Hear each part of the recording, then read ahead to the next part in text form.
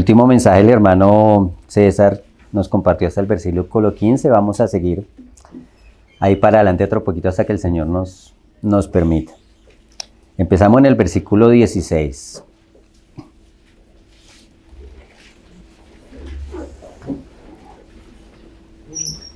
Dice: porque no me avergüenzo del Evangelio, porque es poder de Dios para salvación a todo aquel que cree, al judío primeramente y también al griego.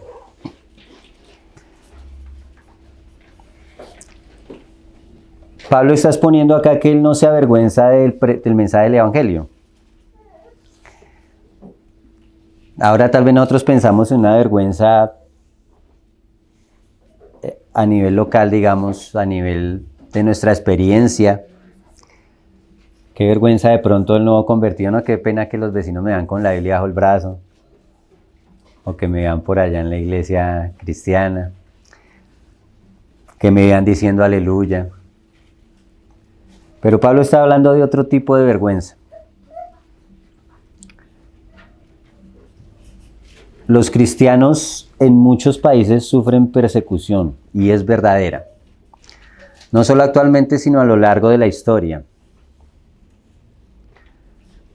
El cristianismo a veces se vuelve una fuerza contradictoria contra el Estado, contra las religiones predominantes o contra la cultura de la época. Y en este caso pasó todo eso. Los primeros cristianos se volvieron enemigos de la religión predominante, que era el judaísmo. ¿Y por qué? Porque los cristianos constituían una amenaza. Los fariseos y todo el Sanedrín habían establecido el poder mediante la coerción y el temor, y utilizando la ley de Dios para sembrar sentimientos de culpa en las personas y manipularlos, para que en muchos casos, como sucede hoy en día, se volviera una casta parasitaria que vive de la religión. Y el mensaje del Señor atacaba eso, porque venía a poner en contexto la ley de Dios. Y el Señor desde el principio se propuso hacer una nación de reyes y sacerdotes, y aunque Él tenía ministerios y aunque Él tenía una tribu especial de sacerdocio, Él siempre quiso que fuera una nación de reyes y sacerdotes. Y el sacerdocio de una tribu vino por causa de la dureza del pueblo. Y el cristianismo restauraba eso. O no lo restauraba, lo ponía como siempre Dios lo quiso. Y eso era una amenaza para la religión judía. Era una amenaza para el Imperio Romano, porque el Imperio Romano, entre toda la cantidad de divinidades que tenía, también el César se había constituido como una divinidad. Y a través de la divinidad manejaba las conciencias de la gente y el temor. Y aún pasa en muchas naciones. Leía yo esta semana que ahora en China las iglesias cristianas oficiales, antes de la reunión, tienen que cantar el himno comunista, el himno del Partido Comunista. En Corea del Sur en Corea del Norte, ni siquiera puede haber iglesias cristianas oficiales. Y todo el mundo tiene que tener en su casa una imagen del líder. Y donde llegue el gobierno y encuentre que no tiene una imagen del líder, lo pueden meter preso por eso. Y nosotros no nos imaginamos la bendición que tenemos en estas naciones para aprovechar eso.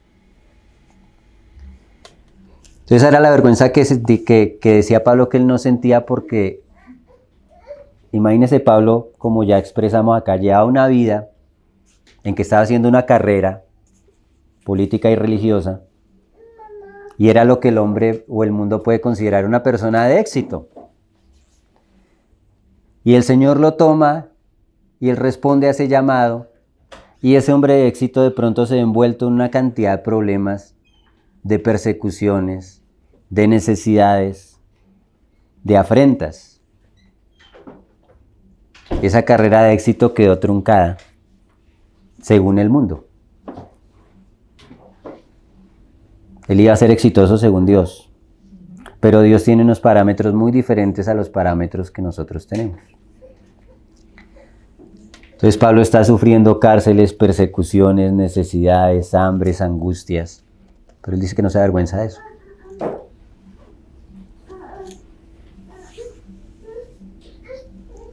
El Señor quiere que enfoquemos bien la mirada.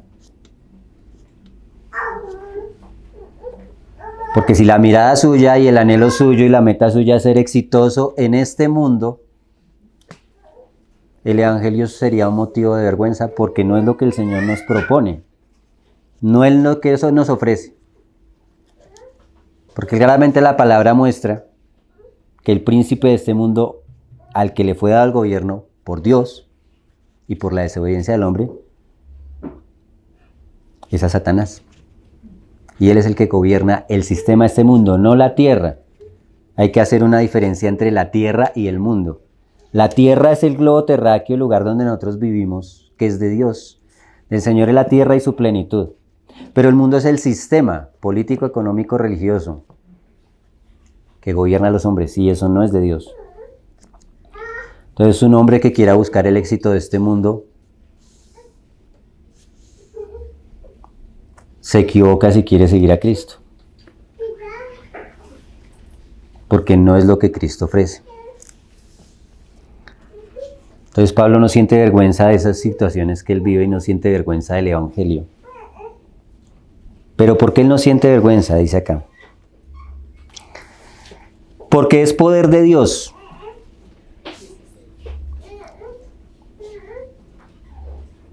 El Evangelio no es una religión. No es un cambio de costumbres.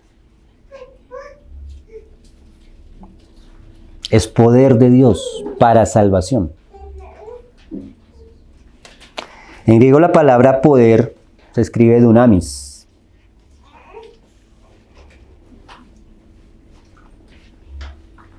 Es una cosa que es dinámica. Es un poder que actúa como el motor de un carro. Usted lo prende, pero él sigue andando.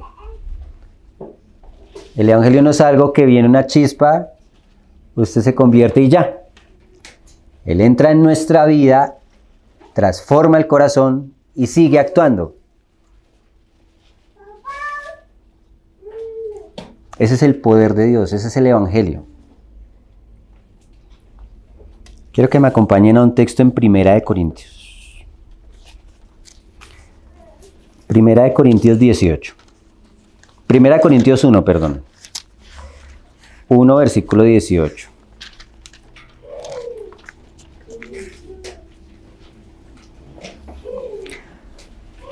Hasta el 24. Porque la palabra de la cruz es locura a los que se pierden, pero a los que se salvan, esto es a nosotros, es poder de Dios. Pues escrito está, destruiré la sabiduría de los sabios y desecharé el entendimiento de los entendidos. ¿Dónde está el sabio? ¿Dónde está el escriba? ¿Dónde el disputador de este siglo? ¿No ha enloquecido Dios la sabiduría del mundo? Pues ya que en la sabiduría de Dios el mundo no conoció a Dios mediante la sabiduría, agradó a Dios salvar a los creyentes por la locura de la predicación. Porque los judíos piden señales y los griegos buscan sabiduría. Pero nosotros predicamos a Cristo crucificado, para los judíos ciertamente tropezadero y para los gentiles locura, mas para los llamados así judíos como griegos, Cristo poder de Dios y sabiduría de Dios. Nosotros analizamos las cartas de Pablo y Pablo hace una distinción entre dos grupos de personas, los judíos y los griegos. Es lo mismo que si nosotros dijéramos los cristianos y los gentiles o los inconversos. Entonces cuando Pablo menciona a los griegos, no está hablando solamente de la gente que era de Grecia, sino la gente que no era judía. Abarca todo el grupo de personas que no eran judíos, porque en el mundo romano, esos eran los griegos. Entonces él ve los judíos y los griegos. Y ciertamente también aún esta palabra tiene una vigencia. Porque hay muchas corrientes del pueblo evangélico que creen que el poder de Dios es algo que toca la emoción. Entonces van a un culto y se presenta un líder bastante carismático que hace un poco de cosas y bota la capa y todo el mundo se cae. y la gente sale llena del poder de Dios, porque creen que ese es el poder de Dios y son las señales. Y si van a una reunión y no hay mucha emoción, no hay mucha lágrima, no hay muchos gritos, entonces no se movió el poder de Dios. Pero hay otro grupo también que buscan sabiduría.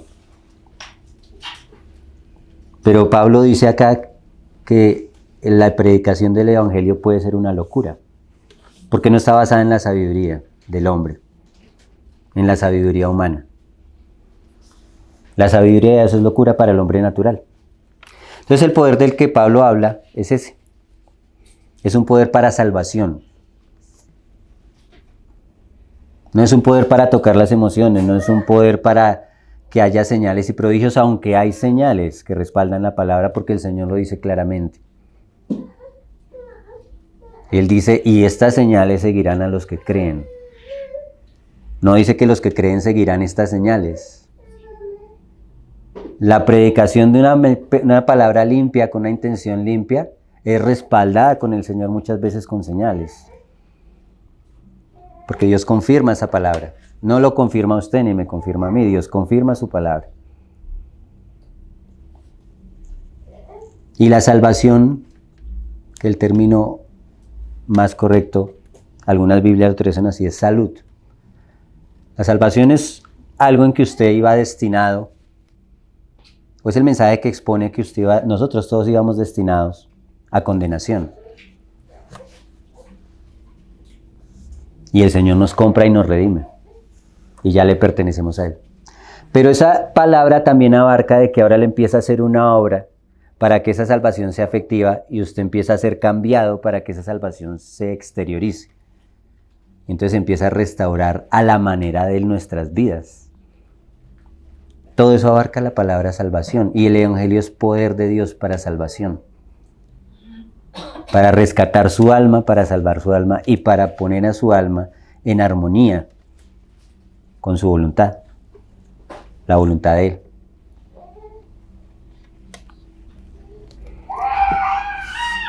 Esta obra de salvación nosotros no la entendemos plenamente. Es algo enormemente grande. Hay dos textos que no quiero que los busquen, pero lo tomo como referencia. En el Salmo 8:3 dice que los cielos fueron obra de los dedos de Dios.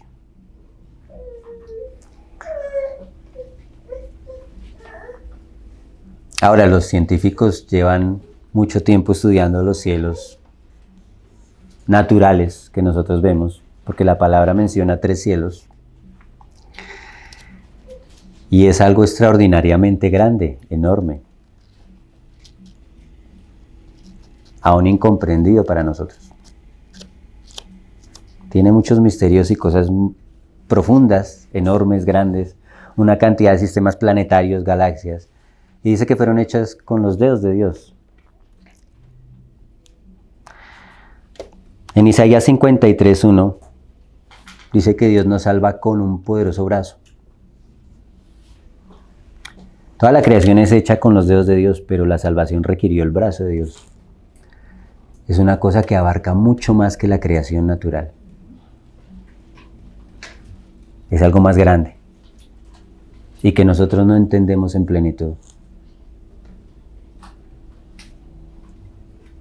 Tanto lo que Dios hizo por nosotros como lo que Dios quiere hacer en nosotros y la promesa que Dios tiene para nosotros,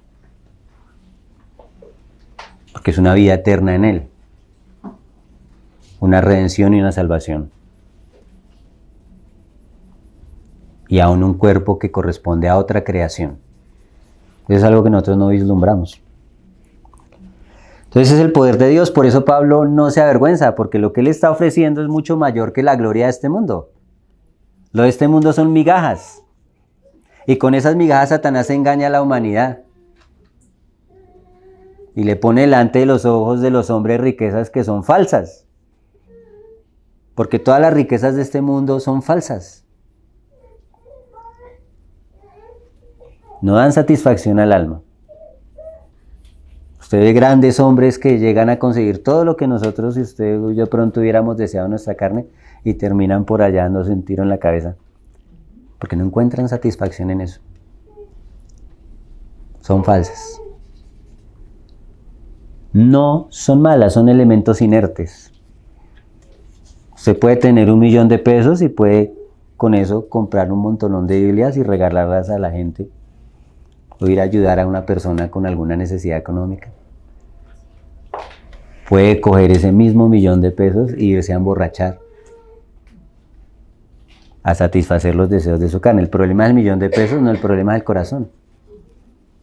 Las riquezas son inertes y le pertenecen también a Dios porque el Señor ha dicho, mío es el oro, mía es la plata.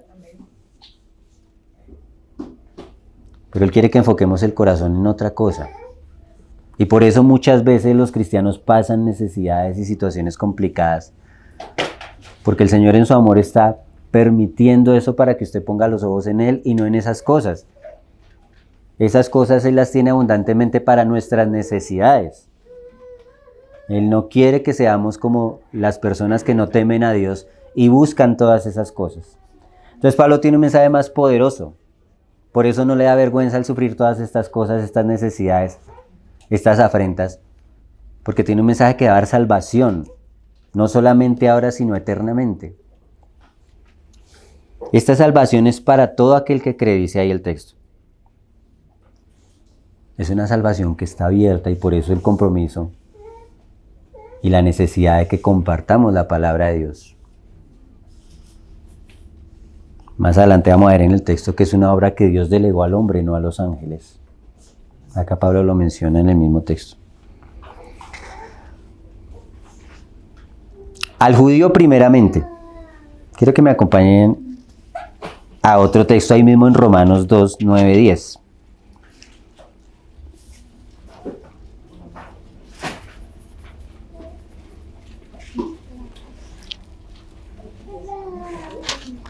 Dice, tribulación y angustia sobre todo ser humano que hace lo malo, al judío primeramente y también al griego. Pero gloria y honra y paz a todo el que hace lo bueno, al judío primeramente y también al griego. Entonces, en esta distinción de personas, Pablo está poniendo al judío primero, para salvación. Porque a los judíos les fue dada la palabra de Dios y les fue comisionada la ley de Dios. Dios le llama testimonio, para nosotros es ley. Cuando Él le da la ley a Moisés, dice, yo le he dado mi testimonio. Es el testimonio de lo que Él es. Para nosotros se convierte en ley, porque nosotros no somos lo que Él es. Entonces a una persona que se le da, se le demanda. Por eso después era para los griegos, porque ellos no conocían la ley de Dios. Los gentiles no la conocían. Quiero que me acompañen a un texto en Lucas 12:48.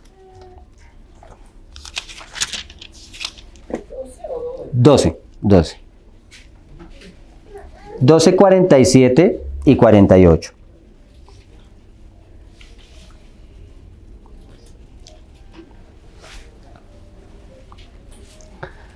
Dice, aquel siervo que conociendo la voluntad de su Señor no se preparó ni hizo conforme a su voluntad, recibirá muchos azotes. Mas el que sin conocerla hizo cosas dignas de azotes será azotado poco. Porque todo aquel a quien se haya dado mucho, mucho se le demandará. Y al que mucho se le ha confiado, más se le pedirá. Entonces Dios es justo. Y Dios está siendo justo. Jesucristo en un pasaje dice que Él fue enviado primero a las ovejas de Israel. Porque las ovejas de Israel fueron los primeros que se les dio la ley. El mensaje iba primero para ellos. Dios les iba a dar la oportunidad primero a ellos.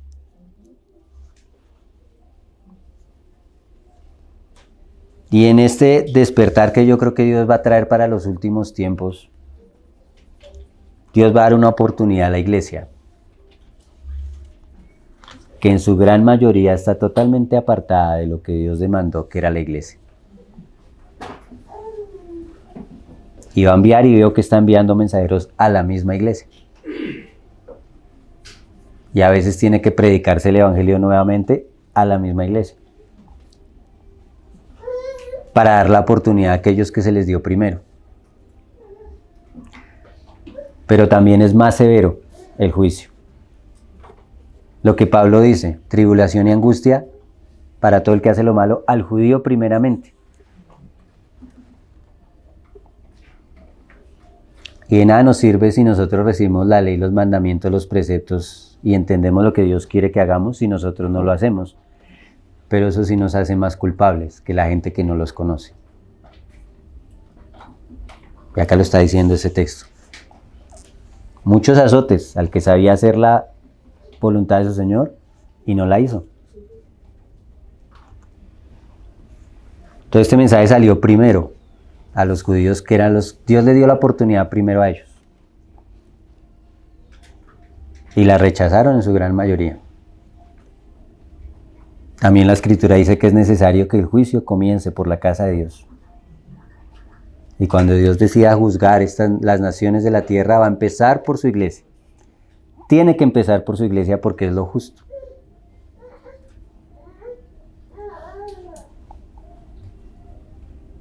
A veces veo yo que en las circunstancias en las naciones traen juicio porque a veces las fuerzas del Estado que deberían dedicarse a vigilar, a cuidar y a proteger la justicia y a los ciudadanos que obran correctamente, se dedican a sobornar, a oprimir. Y a veces cuando Dios trae juicio a una nación, con los primeros que se encarga con las fuerzas del poder. Entonces cuando uno ve que las fuerzas del poder están siendo juzgadas y se están transformando muchas cosas y les están cambiando las condiciones, es muy probable que se acerque un juicio sobre esa nación. Porque lo justo es que primero las personas que están encargadas respondan. El juicio no necesariamente es algo malo. A veces a una persona la juzgan y es hallada inocente. Nosotros entendemos la palabra juicio como un castigo. No, el juicio es juzgar. Vamos a mirar su caso, a evaluarlo y a ver qué tan culpable o qué tan inocente es usted. Y todos tenemos que pasar por el juicio de Dios. Y es más, debemos anhelar ese juicio de Dios, que el Señor nos juzgue, porque nosotros no conocemos nuestros errores y defectos. Y si nosotros juzgamos con misericordia, también dice que Dios nos juzga con misericordia. Con la medida que usted juzga va a ser juzgado. Pero la única manera para juzgar con misericordia es estar con el Señor de la misericordia, porque nosotros en nuestra naturaleza no tenemos misericordia. A veces tenemos favoritismos, pero no misericordia. A veces somos muy blanditos con los hermanos y a veces somos muy estrictos con los inconversos. Y yo veo en la Escritura que el Señor actuaba al contrario. Era más estricto con su pueblo y más bondadoso con los que no eran su pueblo. Era muy estricto con el sacerdocio y muy duro. Y fue muy blando con los pecadores, con las prostitutas y los ladrones. Solamente de la mano del Señor podemos tener verdadera misericordia. Entonces somos responsables si más recibimos. Y al judío se le juzgó. Primeramente se le dio la oportunidad a los judíos. Y el evangelio fue predicado primero a los judíos. Pasaron unos buenos meses y años para que se empezara a predicar entre los gentiles. Volvamos allá a Romanos 1. Bueno, los que no lo perdieron, yo me fui de ahí. Romanos 1, 16.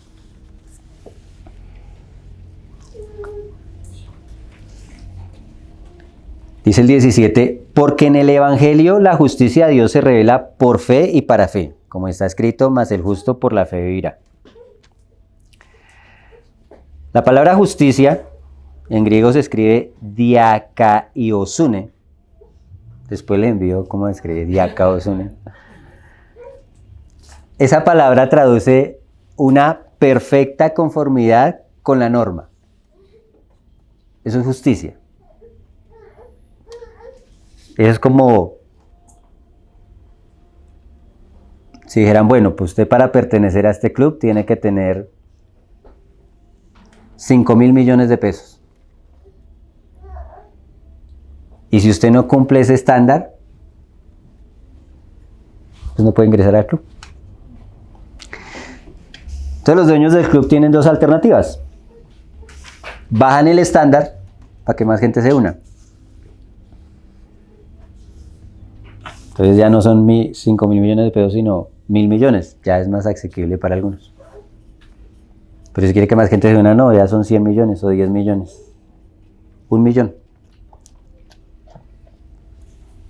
Y a veces es lo que la religión hace. Como el estándar de Dios es tan alto, la religión baja las condiciones. Y hay un evangelio ahorita muy liberal, que le dice al hombre, no, Dios te ama como tú eres y tranquilo. Si tú eres homosexual, tú puedes ser un homosexual que adora al Señor siendo homosexual. Y tú puedes ser un adúltero que adora al Señor siendo adúltero. Dios entiende, tranquilo, Dios comprende. Claro que Dios comprende y tiene misericordia, pero ese no es el camino que el Señor escogió. La otra alternativa que tiene el club es conseguirse a alguien que pague esos 5.000 millones, que fue lo que Dios hizo. Porque la deuda que nosotros no podíamos pagar fue pagada. Entonces estamos en un lugar donde nosotros no teníamos posibilidad de acceso. Porque el estándar de Dios sigue siendo el mismo. Él no tolera el pecado en su presencia. Y todos nosotros hemos pecado y tenemos una deuda que no podemos pagar. Pero Jesucristo pagó esa deuda y los que nos acogemos por fe a la obra que Jesucristo hizo entramos. Entonces Dios sigue siendo justo. Nos rebaja la condición. Y no acepta nuestro pecado. Pero nuestro pecado fue pagado. Es la justicia de Dios. Y esa justicia se revela. La palabra revelado no es algo que se aprende. Nosotros no aprendemos el Evangelio. Nosotros podemos aprender la doctrina, porque eso sí va a la mente, pero el Evangelio no lo podemos aprender, ni lo podemos enseñar. Tiene que ser revelado. ¿Qué es revelado? Es como hablábamos en una ocasión. Usted tiene el negativo de la foto y lo lleva al lugar donde el negativo le aplican unos químicos y sale la foto. La foto siempre estuvo ahí en el negativo. Usted puede guardar el negativo por años. Y si lo guarda bien, eso no se daña. Y ahí está la foto. Pero usted no logra identificar la foto porque está como negativo. Y es lo que pasa, el hombre natural no puede entender el Evangelio de Cristo. Y nosotros no podemos entender el Evangelio en nuestra naturaleza. Tiene que ser revelado, tiene que ser abierto. Y eso es una obra del Espíritu Santo. ¿Y cómo es revelado? Dice acá que es por fe. Cuando yo creo la obra de Dios, cuando yo creo lo que el Señor hizo. Y acepto eso, es abierto, es revelado. Siempre estuvo ahí. Está ahí dispuesto para todos. Pero la mayoría de las personas no les es revelado. Porque no quieren aceptar por fe lo que el Señor hizo. Es revelado por fe y para fe. La fe es algo dinámico. Yo creí en el Señor Jesucristo que Él hizo sacrificio por mí y ya.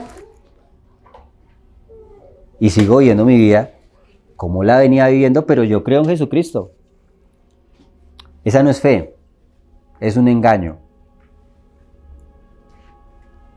La fe es algo que nos mueve. Es algo dinámico, es algo que tiene un comienzo. Pero de ahí para allá sigue caminando. Es por fe y para fe. Dice que Él es el autor y el consumador. No dice el terminador, dice el consumador, es muy diferente. La fe tiene un comienzo, pero no tiene un fin. Tiene una consumación que es diferente.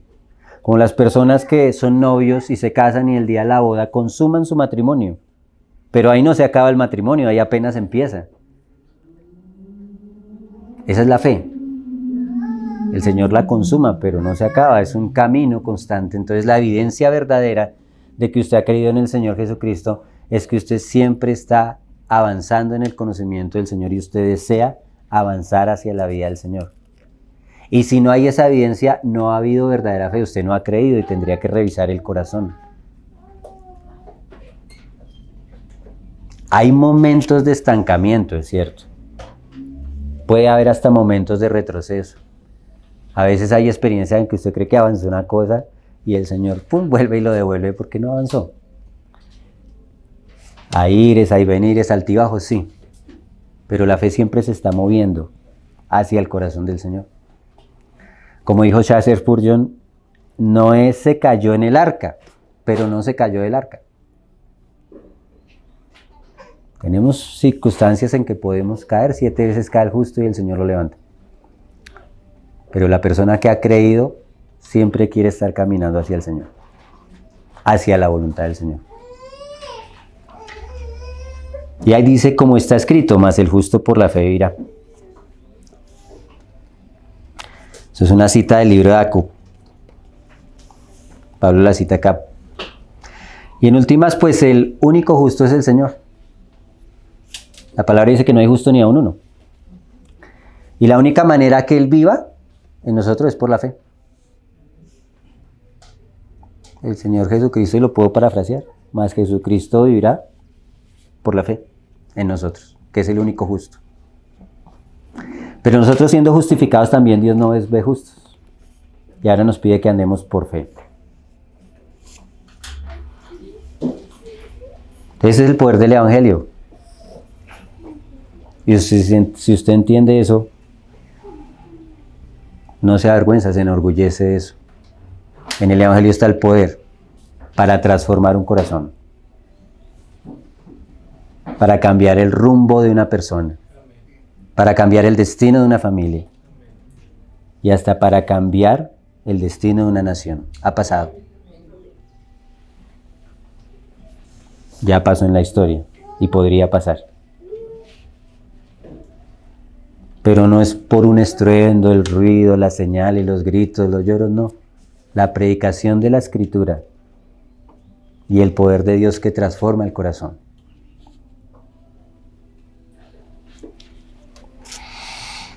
Versículo 18. Porque la ira de Dios se revela desde el cielo contra toda impiedad e injusticia de los hombres que detienen con injusticia la verdad.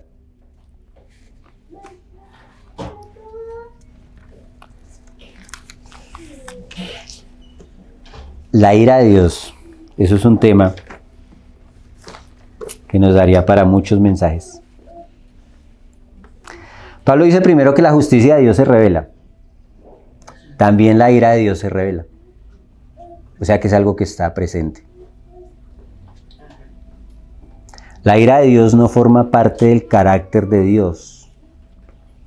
Es la respuesta de Dios a nuestro pecado y maldad. La Escritura dice que Dios es amor, no dice que Dios es ira. Dios es amor. Es algo que Él es. La ira de Dios es la respuesta de Dios por la maldad del hombre.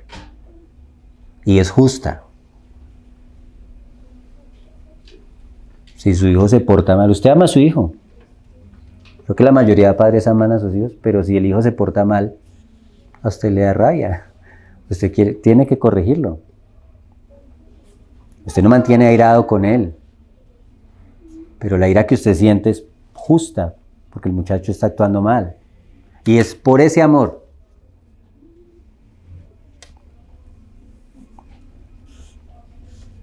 Entonces, hay una ira que está presente por causa de la maldad del hombre. Cuando Adán peca, cuando Adán cae, cede a la tentación, toda su descendencia fue heredera de esa ira de Dios. La respuesta de Dios a ese pecado, y nosotros nacemos en ira y somos hijos de desobediencia. Y estamos en una condición en que estamos expuestos a la ira de Dios. Cada uno de nosotros. Y la manera de solucionar eso es que nazcamos de nuevo. Y eso se da por la fe en nuestro Señor Jesucristo.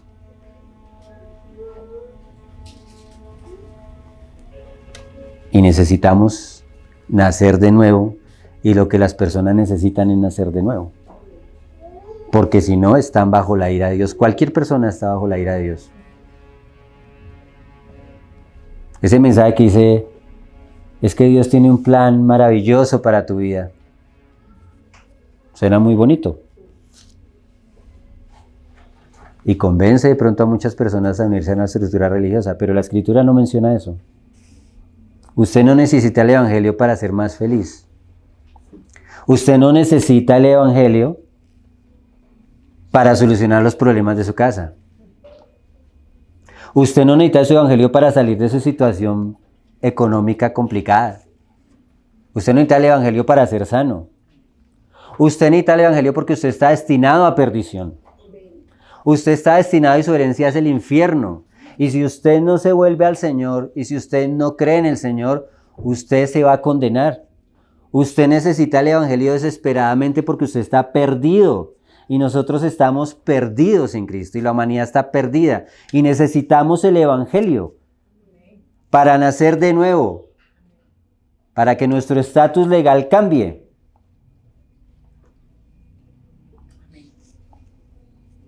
Está pasando ahorita en Estados Unidos, hay una persecución contra los inmigrantes fuerte.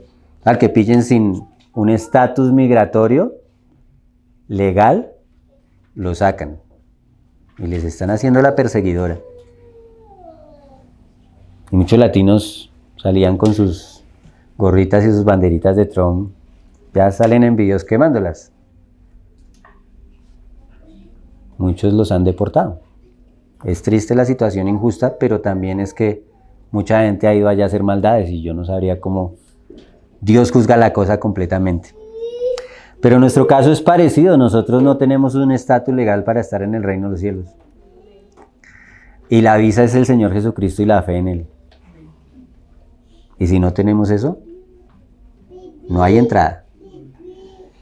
Deportación masiva para toda la humanidad. Y nos parecen injustas y duras las leyes de un hombre que, como quiera que sea, está haciendo algo que es duro, pero conforme a la ley es justo. ¿Cuánto más Dios? Que no la puso más fácil realmente. Usted no tiene que hacer nada sino creer. Y ahí Dios empieza a hacer. Por eso es justa su ira. Y ella se revela. La ira de Dios se revela desde el cielo.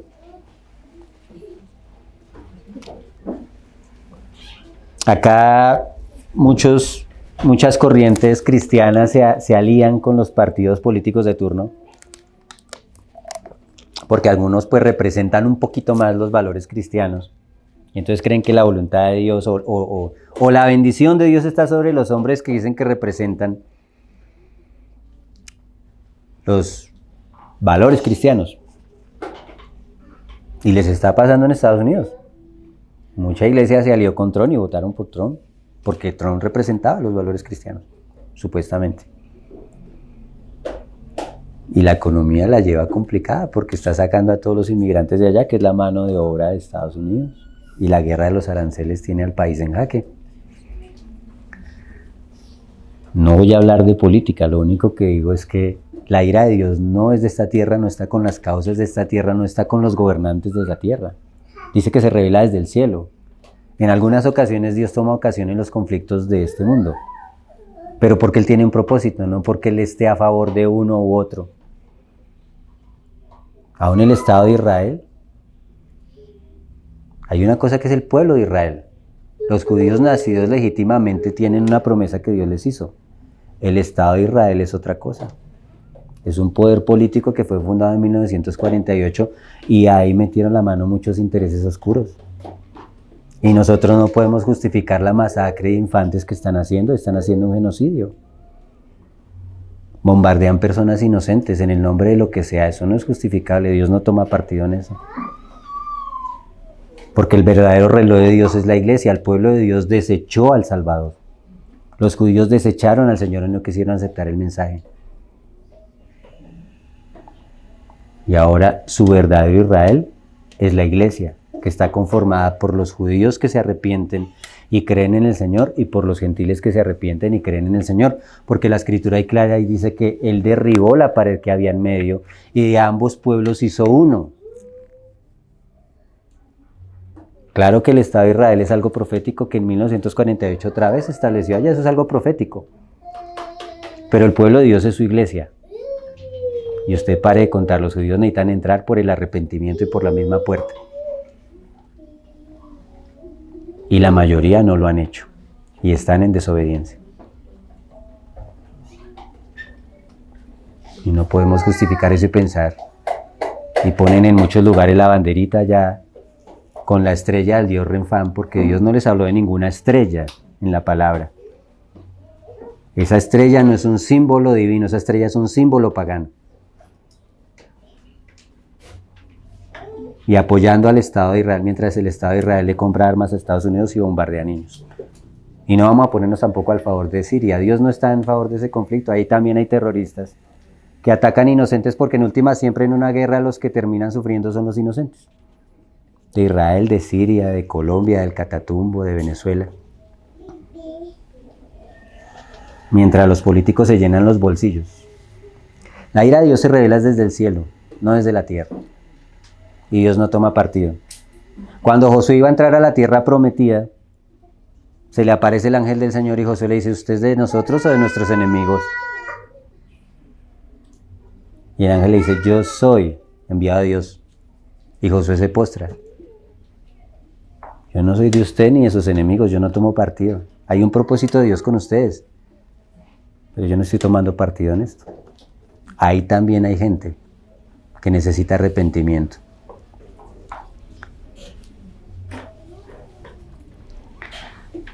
Y se revela desde el cielo contra toda impiedad e injusticia de los hombres que detienen con injusticia la verdad. Acá hay dos palabras que Pablo usa, una es la impiedad y la otra la injusticia. La palabra impiedad traduce en el hebreo este término, es la eterna incredulidad del hombre dirigida a Dios. Es un hombre impío. Él viene en su condición impía. Incrédulo. No acepta lo que Dios dice. En los mandamientos de Dios, los 4 primeros mandamientos están dirigidos a Él. Y los otros 6, entre nosotros, al prójimo. Aunque en mi concepto también el 5.º mandamiento está dirigido a Él. Que dice: honra a tu padre y a tu madre. Porque la honra a los padres es una honra directa a Dios. ¿Por qué? Porque nosotros no escogimos nuestros padres. Nos toca aceptarlos y honrarlos. En algunos casos tal vez no amarlos, pero sí honrarlos. Porque hay padres que realmente no han hecho lo que el Señor quiere que hagan. Pero como quiera que sea, no hay condición, se deben honrar.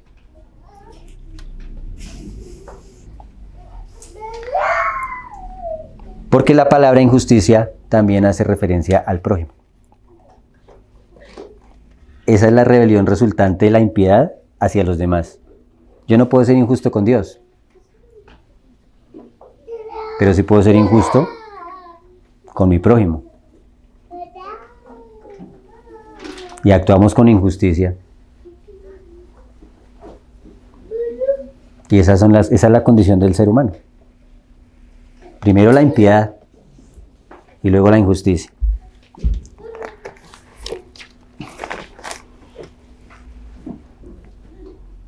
La impiedad es algo dirigido a Dios.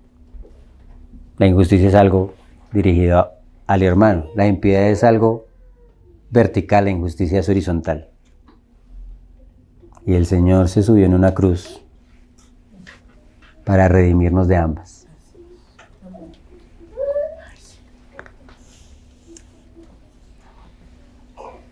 Por eso, si nosotros queremos ser sabios, lo primero que tenemos que tener es el temor de Dios, que es el principio de la sabiduría. Y nosotros no podemos ser verdaderamente justos con los demás si no hay ese temor de Dios.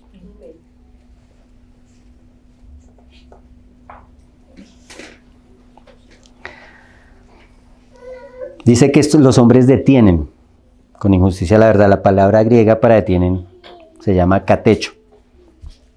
Así se dice en griego. Es la acción de retener algo a la fuerza. Y los hombres retienen la justicia de Dios con mentiras. Y hay muchas formas de hacer eso.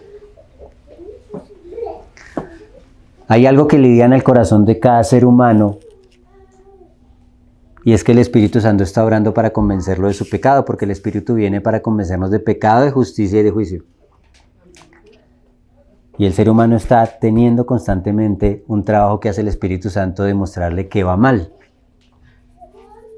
que está en discordancia con Dios, que no está en armonía, que está en enemistad con Dios. Y entra muchas veces el psicólogo, el consejero y le dice, no, este sentimiento de culpa, usted tiene que dejarlo atrás y superarlo. Y le ponen maquillaje a ese sentimiento de culpa, que es el sentimiento con el cual Dios está operando para que usted vaya al arrepentimiento. Y tenemos una sociedad fruto de esa psicología humanista,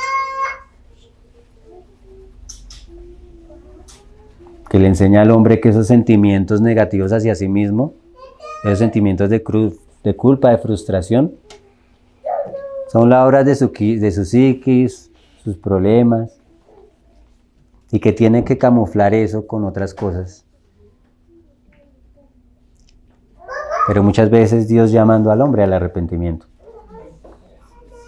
que es lo que nos trae verdadera paz y lo que verdaderamente puede solucionar nuestros conflictos, tanto internos como externos.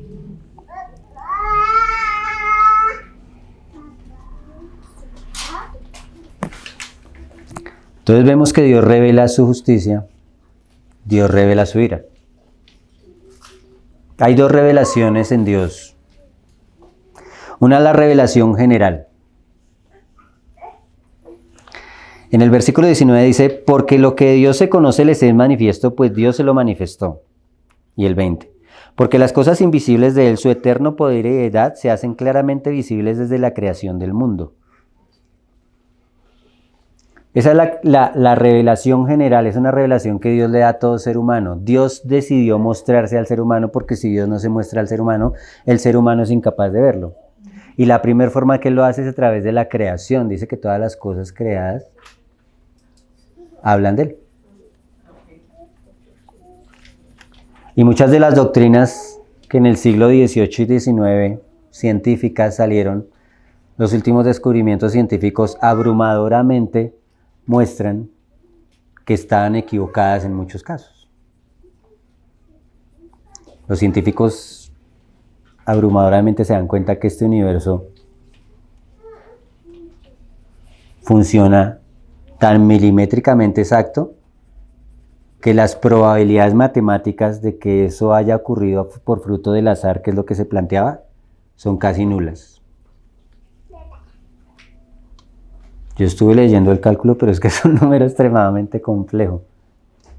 Calculan que si hubiera por lo menos el ADN, una molécula de ADN que son 4 uniones, no sé si saben, el ADN es una espiral que nosotros tenemos en el cuerpo y tiene 4 uniones que conforman cada cadenita y una sola molécula de esos.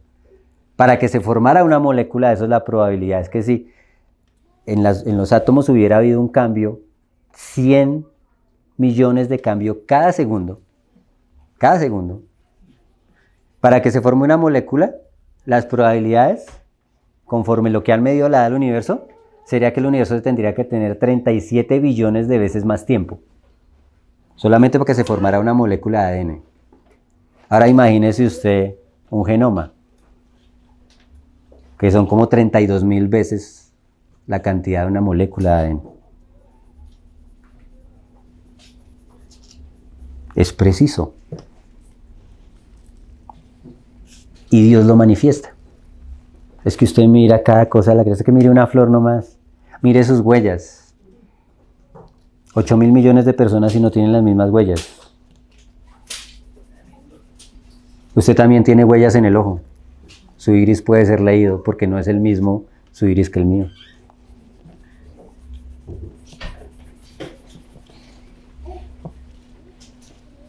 Es perfecto. La distancia de la Tierra al Sol. Todo propicio para que se generara la vida. La inclinación de la Tierra.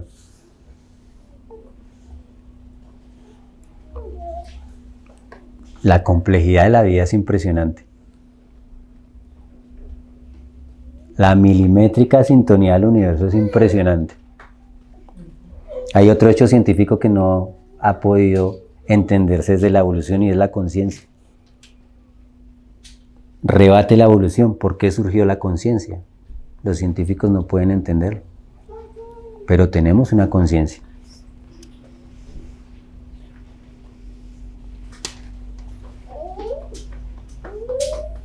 Una vez unos ateos le dijeron a un cristiano,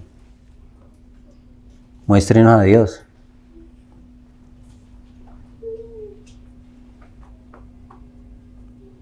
Queremos ver a Dios físicamente. Si usted nos muestra a Dios físicamente, pues creemos en Dios. Y él le dice, ¿usted tiene una madre? Y le pregunta al hombre y dice, sí. ¿Y su madre lo ama? Sí. Cuando su madre muera, hágale una autopsia.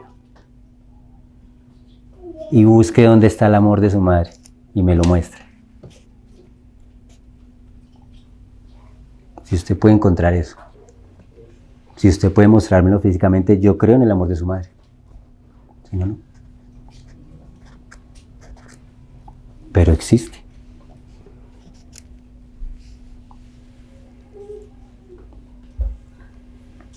Entonces Dios manifiesta su poder.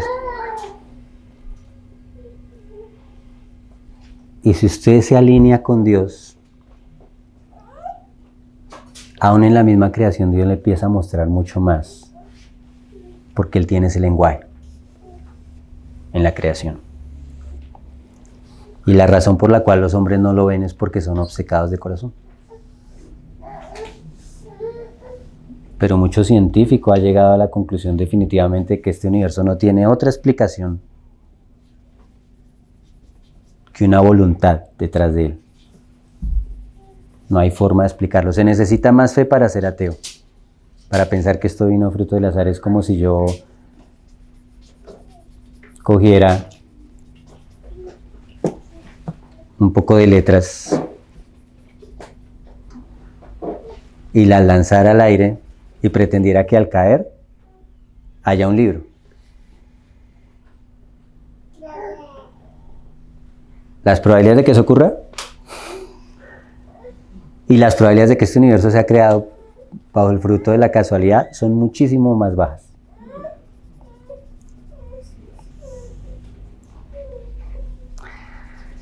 Entonces no hay excusa para nadie. Dios se revela al que lo quiera ver y tenga un corazón para verlo. Pero hay una revelación que es especial, porque esta revelación natural nos da para que apuntemos a creer que existe un Dios, pero esa revelación general no da salvación.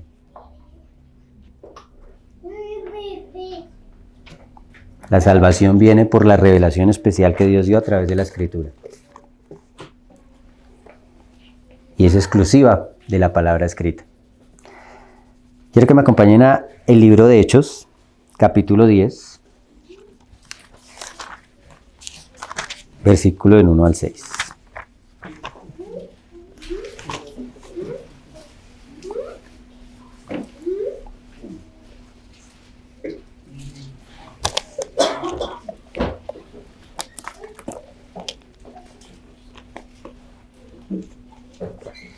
Dice Había en Cesarea un hombre llamado Cornelio, centurión de la compañía llamada La Italiana, piadoso y temeroso de Dios con toda su casa, y que hacía muchas limosnas al pueblo y oraba a Dios siempre. Este vio claramente en una visión, como a la hora 9 del día, que un ángel de Dios entraba donde él estaba y le decía: Cornelio. Él, mirándole fijamente y atemorizado, dijo: ¿Qué es, Señor? Y le dijo: tus oraciones y tus limosnas han subido para memoria delante de Dios. Envía pues ahora hombres a Jope y haz venir a Simón, el que tiene por sobrenombre Pedro. Este posa en la casa de cierto Simón curtidor, que tiene su casa junto al mar. Él te dirá lo que es necesario que hagas. Entonces, imagínese usted la escena. Pues Cornelio era un hombre que dice que era temeroso de Dios y que hacía muchas limonas al pueblo. Era un hombre que estaba en preeminencia, temeroso de Dios. Yo he conocido varios. Son personas que están en lugares de poder y son temerosos de Dios. Pero esto no le alcanzaba a Cornelio. Tenía que haber algo más en su vida. Y Dios le envía un ángel, le envía una revelación. Y ese ángel le dice: vaya donde Pedro. Ahora nosotros tenemos mucha gente que dice que tiene visiones, que tiene sueños, que el Señor le habló. Yo sé que Dios habla, es verdad. Pero en este caso el ángel le habló y dijo: vaya donde Pedro. Y Pedro, a través de la escritura, empieza a enseñarle el evangelio. ¿Por qué el ángel no le predicó el evangelio? De una vez, ¿para qué lo va a decir hasta donde Pedro? Ya era un hombre justo. Una verdadera revelación de Dios nos tiene que llevar a la escritura y al mensaje del evangelio. Si no, no es verdadera. No importa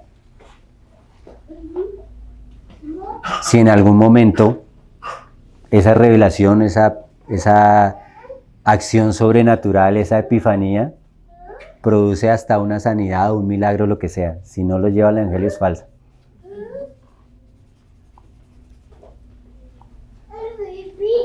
Y eso es algo que Dios le dio solamente al hombre. O a Jesucristo. En algunos casos Él se le presentó a Pablo y Jesucristo fue el que le reveló el evangelio. Pero de todas maneras después le envió a Anas. Es una comisión que Dios le dio al hombre. Y es una comisión que tenemos que hacer nosotros. Predica a tiempo y fuera de tiempo, dice la palabra.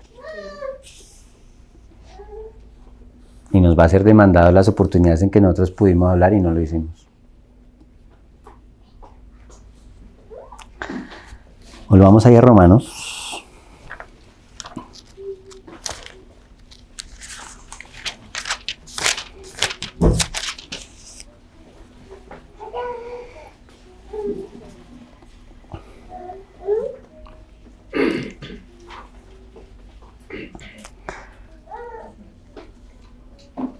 Entonces, para el hombre natural no hay excusa. El versículo 21, pues habiendo conocido a Dios, no le glorificaron como a Dios ni le dieron gracias, sino que se envanecieron en su razonamiento y su necio corazón fue entenebrecido. Hay unos pasos para el entenebrecimiento de la vida del hombre y así es como la ira de Dios se manifiesta. La ira de Dios es dejar al hombre a su propio albedrío.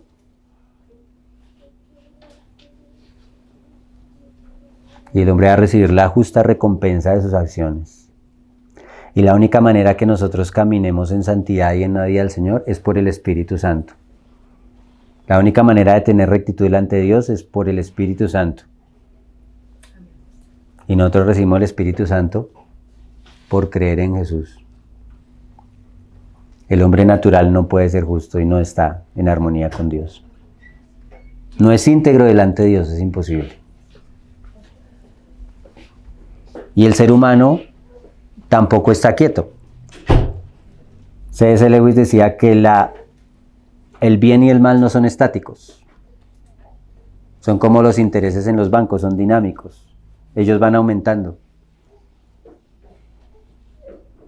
Si usted decide estar sin Dios, no es que su vida se queda sin Dios. Si en algún momento una persona recibe la luz del evangelio o la luz de una exhortación en el Señor, porque eso también nos aplica a nosotros, y usted resiste eso, usted se va a entenebrecer tarde que temprano.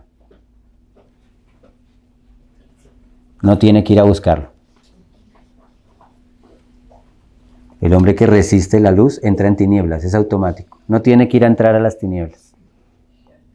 O estamos caminando hacia el Señor, o vamos en sentido contrario, no estamos quietos. O vamos buscando la santidad, o nos vamos volviendo más impíos. No hay un punto medio ahí. Y acá lo describe. En primer lugar, hay desagradecimiento a Dios. Dice ahí el 21. Pues habiendo conocido a Dios, no le glorificaron como a Dios ni le dieron gracias. Y el ser humano cree en algún momento que todo es gracias a Él. O en algún momento le parece que es injusta su situación. Yo por qué nací con los ojos cafés y quería tenerlos azules. Yo por qué nací en Soacha si quería haber nacido en el Chicó. El desagradecimiento es un indicativo de que algo va mal en el corazón. Y si usted no tiene un corazón agradecido, hermano, revísese delante de Dios. Porque ese es el primer paso para la total oscuridad del alma. Claro que hay momentos de queja, la palabra expresa, los salmistas se quejaban, eso es normal. La vida a veces es una carga pesada, no vamos a decir mentiras. Pero si usted entiende que todo eso tiene un propósito en Dios, usted agradece a pesar de la situación, a pesar del dolor, a pesar de que a veces diga, ¿por qué a mí? Pero gracias, Señor.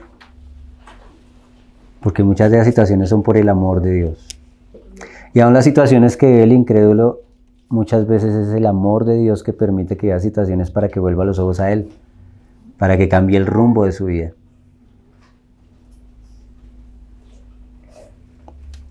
Un corazón agradecido.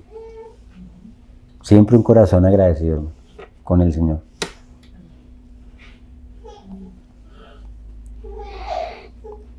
El agradecimiento trae envanecimiento, el desagradecimiento trae envanecimiento.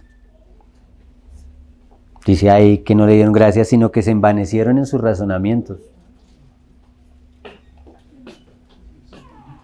Y es una persona que se para en su posición y dice, no, las cosas son así, son así.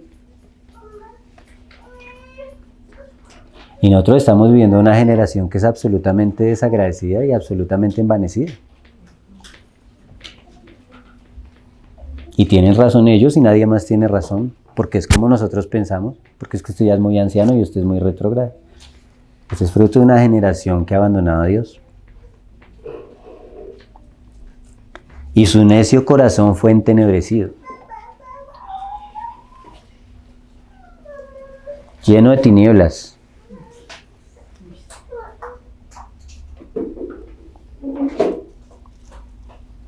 Pablo dice que si creemos saber algo, aún no lo sabemos como debemos saberlo. El envanecimiento a veces de pensar que es como nosotros pensamos, y es como nosotros pensamos, y es como nosotros pensamos. Y es como nosotros pensamos. Claro que no debe ser firme en sus posiciones, pero debe ser sensible cuando Dios le esté mostrando que está errado, equivocado, en lo que piensa, en lo que considera, en lo que juzga. Y si no corremos el riesgo de que el corazón se llene en tinieblas, la única manera que nosotros vemos la luz es porque el Señor está con nosotros. Y es una bendición cuando el Señor nos corrige, porque estamos en la luz.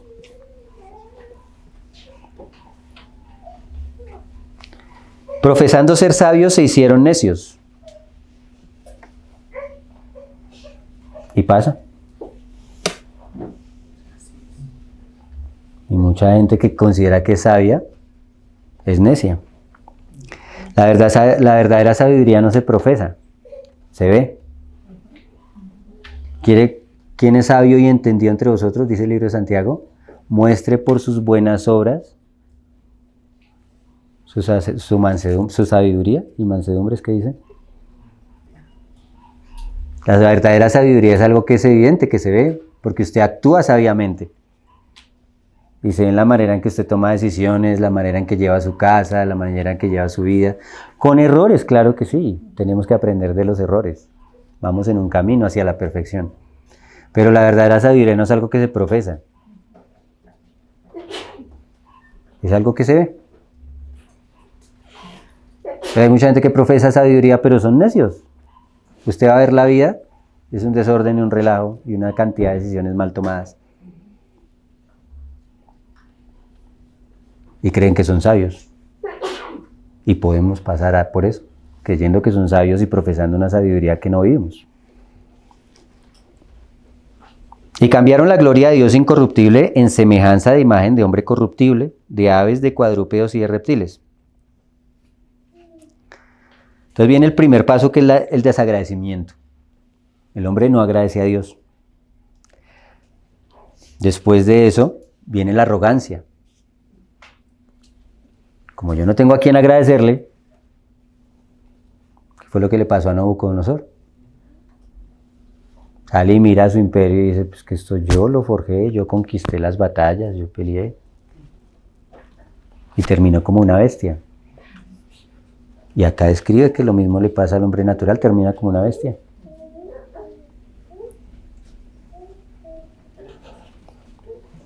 Después de la arrogancia viene otro paso, que es la idolatría. Ahí dice que cambiaron la gloria de Dios incorruptible en semejanza de imagen de hombre corruptible, de aves, de cuadrúpedos y de reptiles. Y la misma idolatría tiene varios pasos. Las personas empiezan exaltando al hombre en lugar de a Dios. Y eso es muy frecuente que pase incluso en la iglesia. Hay personas que Dios les da muchos dones y los hermanos empiezan a idolatrarlo. Y a sobarle así la carnecita, a decirle, ay hermano, usted qué bendición, qué sabiduría, qué unción. ¿Cómo es que Dios lo usa a usted? Esa no es la voz de Dios, hermano, no se deje usar del enemigo. Y si en algún caso usted tiene algo que lo haga notorio y alguien viene a exaltarlo, rechácelo, esa es la voz del diablo. No es la voz de Dios. Dios solamente glorifica, el Espíritu Santo solamente glorifica a Jesucristo, no nos glorifica a nosotros. Entonces, en primer lugar se adora al hombre. Dice ahí,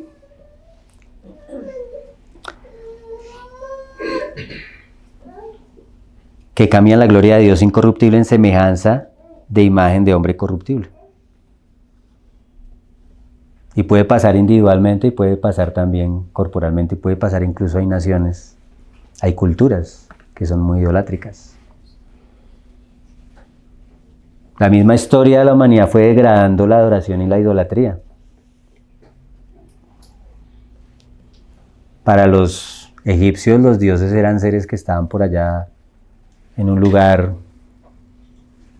por allá en el inframundo, y eran dioses alejados de los hombres y seres superiores. Para los griegos ya fue degradando porque los dioses eran personas que estaban ahí en el monte Olimpo y que tenían los mismos conflictos de los seres humanos.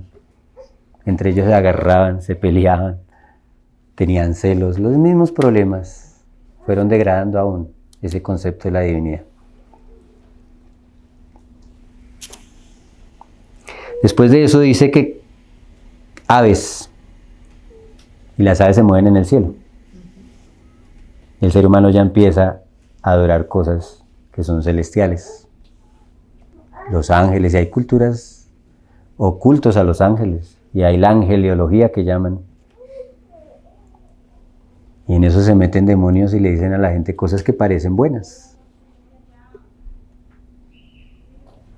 Los ángeles existen, son seres creados por Dios. Pero la Escritura no nos dice que nosotros debamos estar invocando ángeles, ni pidiéndole ayuda a ángeles. Dios puede enviar su ángel. La palabra ángel quiere decir mensajero. Usted puede ser un ángel del Señor, un mensajero del Señor. Y hay seres celestiales que son ángeles. Pero lo único que los manda y los gobierna es Dios, no nosotros. Es peligroso querer tener contacto con esas cosas. Ya degrada a los cuadrúpedos y a los reptiles. Y el hombre cayó porque la serpiente lo sedujo. Y en última, la idolatría siempre termina adorando a demonios, que se disfrazan como ángel de luz. Y la idolatría de la Iglesia Católica es muy notoria. Yo he hablado con católicos y he tenido algún debate y dicen, no, es que no es idolatría, lo que pasa es que nosotros tenemos las imágenes para recordar y para inspirarnos, pero en últimas se ponen a cargar la estatua y todo el mundo se inclina ante ella. ¿Qué es idolatría? Entonces dicen que es Jesús, no, es que es para recordarnos a Jesús. Entonces, ¿por qué tienen que ir a Jesús allá a pedirle al Señor caído una cosa y al Señor de Buga otra cosa? Si usted quiere bendecir el carro, se va para Buga. No es el mismo Jesús, es idolatría. Pueden disfrazarlo como quieran, es idolatría. Pero dentro del pueblo evangélico a veces hay también idolatría. Y se adora a las personas. Y se adora a los movimientos. Y se hace a veces una imagen de Dios que no es lo que corresponde a Dios mismo. Porque un ídolo es eso, una imagen. Es un Dios inerte al cual yo voy y le pido algo, pero ese Dios no tiene ninguna interacción conmigo y no gobierna mi vida. Eso es un ídolo. Por eso es tan popular. La gente cree que en alguna manera tiene una vida espiritual porque va y le rinde culto a un ídolo. Y la gente a veces cree que yo le sirvo a Dios porque voy a la iglesia cada 8 días y ofrendo y a todas las reuniones y sigo mi vida como quiera. Tiene un ídolo. Para usted Dios es un ídolo, no es un señor. Porque un señor es el que señorea, es el que gobierna.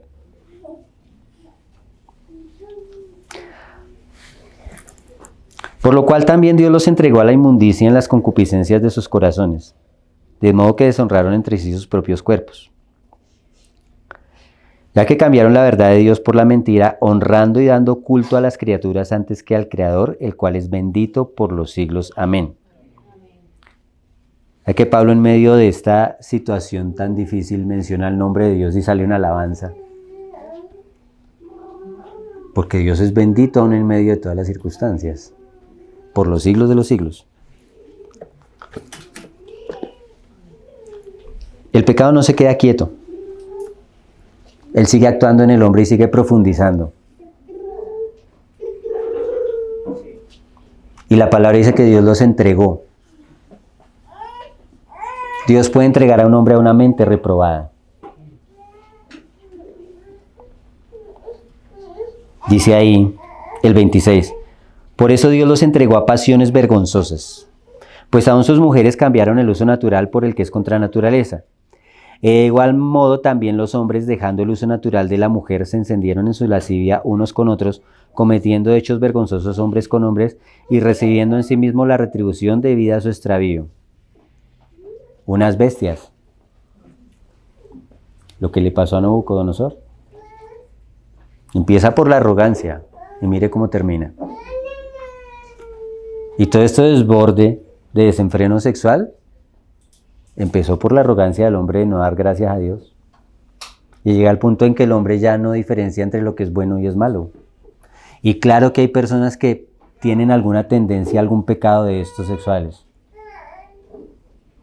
Y no, le puede pasar a cualquiera y muchos de nosotros luchamos contra eso en muchas situaciones de nuestra vida. Pero acá está hablando de una persona que Dios ya entregó a eso. Y ya esa persona siente que eso no está mal. Y si hay una persona que te está luchando en algo en ese ámbito, pero sabe que está mal, tiene mucha esperanza delante de Dios porque Dios tiene todo el poder de librarlo. Cualquier actividad sexual fuera del matrimonio es ilícita. Cualquiera. No consideramos que el adúltero esté en un nivel mejor que el homosexual. Es una situación que contamina muchísimo. Y contamina el cuerpo. Y lo amarra y lo lleva a cosas cada vez peores. Porque el bienestar que eso genera es momentáneo. Y el hombre siempre quiere más, pasa como con los vicios. No se sacia ya con algo y quiere luego probar otra cosa. Entonces Dios quiere poner un freno a esa naturaleza. Pero hay personas que Dios las entrega a sus concupiscencias y hay sociedades que Dios las entrega a sus concupiscencias. Antes del huracán que hubo en Nueva Orleans, hace como 20 años, yo tenía un amigo que vivía allá y me decía, es que allá hacían un festival que se llama el Festival de la Decadencia. Y usted no se imagina lo que ahí se veía. El absoluto desenfreno.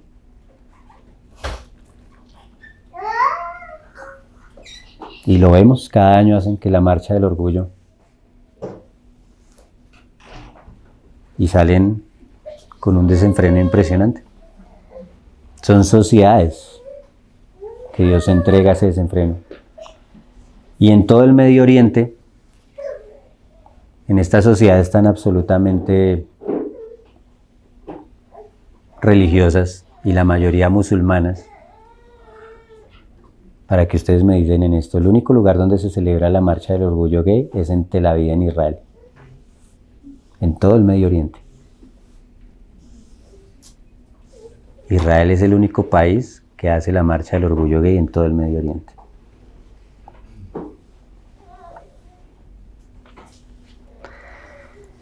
(28) Y como ellos no aprobaron tener en cuenta a Dios, Dios los entregó, una vez más los entregó. Primero Dios los entrega a las pasiones, pero de pronto la mente todavía está librando una batalla. Pero si el hombre persiste en eso, dice que Dios ya los entrega a una mente reprobada. Y pasa, yo veía a un periodista en estos días que salía en las calles de España y le preguntaba a los jovencitos, ¿qué es una mujer? Y ya no saben qué responder. Porque el concepto de hombre y mujer ya lo tergiversaron de tal manera que ya cualquiera que se perciba mujer puede ser mujer, así sea un hombre. Y si una mujer se percibe hombre es hombre, ya pierden esa línea y ya no saben llamar. Ya es una mente reprobada. Ya en su propio pensamiento creen que lo malo es bueno y lo malo bueno, no distinguen entre la luz y las tinieblas. Y son pasos que no terminan. Dios los entregó una mente reprobada para hacer cosas que no convienen, estando atestados de toda injusticia. Ahí es cuando viene una sociedad, unas personas, una comunidad que se llena de pecado. Y mire cómo el Señor mete en esta bolsa toda esta cantidad de cosas, vea. Atestados de toda injusticia, fornicación, perversidad, avaricia, maldad, llenos de envidia, homicidios, contiendas, engaños y malignidades. Murmuradores, detractores, aborrecedores de Dios, injuriosos, soberbios, altivos, inventores de males, desobedientes a los padres, necios, desleales, sin afecto natural, implacables, sin misericordia. Nosotros tenemos niveles de pecado, entonces pensamos que una persona que hace tal pecado es terrible, pero este hermanito que de pronto sintió envidia, es un pecadito. Dios está metiendo todo en la misma bolsa.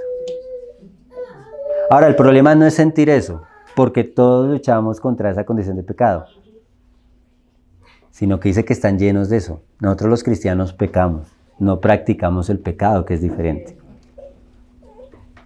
Pecamos, pero no practicamos el pecado. Y si usted practica el pecado, hermano, examine su corazón. Porque el verdadero creyente no practica el pecado. Y hay la posibilidad que usted verdaderamente no haya creído en el Señor. O tiene que pedirle al Señor para que lo libere de esa situación. Nosotros no practicamos el pecado, pecamos, todos los días pecamos. Pero una persona que ha sido entregada a su maldad por causa de su necio corazón, de su terquedad, ya se llena de esos pecados, de toda esa condición. Y va acumulando más ira. Porque entre más pecados hay más ira. Y la palabra dice que la ira también se acumula. Para el día de la ira. Porque la ira de Dios ahorita está latente, pero no se ha manifestado. Y va a haber un día de la ira, donde Dios va a dar a cada cual lo que corresponde. Entonces empecemos por tener un corazón agradecido al Señor. Siempre, en toda circunstancia. Después de eso pasa algo. Quienes habiendo entendido, el versículo 32, quienes habiendo entendido el juicio de Dios, que los que practican tales cosas son dignos de muerte, no solo las hacen, sino que también se complacen con los que las practican. Entonces el humano se empieza a alejar de aquellos que confrontan su pecado y su maldad. Y empieza a tener comunión con aquellos que le avalan su pecado y su maldad y se complacen en su maldad y justifican su pecado. Y eso siempre pasa. La clase de personas que nos rodean y la clase de personas con las cuales nosotros tenemos comunión muestran lo que hay en el corazón. Nosotros no tenemos comunión con el pecador y el impío. Podemos tener hasta una amistad de pronto, por condiciones de trabajo. Hay personas que no han seguido los caminos del Señor, pero son personas que no están entregados a sus concupiscencias. Pero un cristiano no tiene comunión con alguien que ha sido entregado a su concupiscencia y que vive una vida llena de pecados. No puede. Y si en algún momento nosotros tenemos una íntima comunión con alguien así, tenemos que revisar el corazón, porque no se puede juntar la luz con las tinieblas. Eso lo rechaza. Debe rechazarlo. Es natural. Entonces el Señor ha provisto una mejor comunión para nosotros a través de sus hijos que estamos siendo tratados por el Señor para ser libres de esa condición de pecado que todos llevamos y que todos cargamos. Entonces Pablo expone acá cómo es la condición del hombre natural, que va a ir de pecado en pecado, de pecado en pecado. Y si usted decide consentir en su vida algo y no luchar contra eso, ese algo lo va a llevar a algo más. Saúl perdonó al rey de Amalek y a lo mejor del ganado. Y terminó muerto por una malecita. Aquello que nosotros toleramos es a la larga lo que va a traer la muerte espiritual a nuestra vida. Vamos a ver.